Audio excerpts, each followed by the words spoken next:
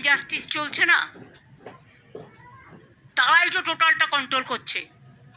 আর ভারত সরকার, অমিত শাহর অফিস, নরেন্দ্র মোদীর office phone করে করে যাকে পারছে থ্রেট করছে,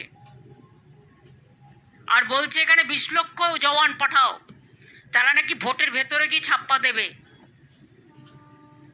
পরিকল্পনা অনেক।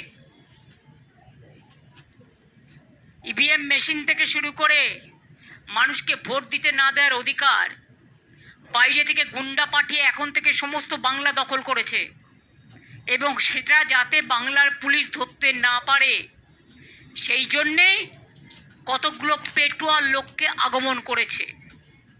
আর যত বেছে বেছে অবজারভার, একটা অ্যাসেম্বলিতে একটা পুলিশ অবজারভার, একটা এক্সপেন্ডিচার অবজারভার, আর একটা জেনারেল অবজারভার, এত লোককে খাওয়াবে কে?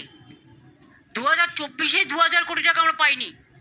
এ তো আমাদের সব গ্যাস নিয়ে নেবে। আমার তখন ভয় গ্যাস নিয়ে, লোকে এলপিজি পাবে না, বর্ডার থেকে টাকা আমদানি করবে, বাংলায় থাকতে পারে। তার জন্যই বলছি এবারে লড়াইটা স্বৈরাচারী যুদ্ধ শুরু হয়ে গেছে।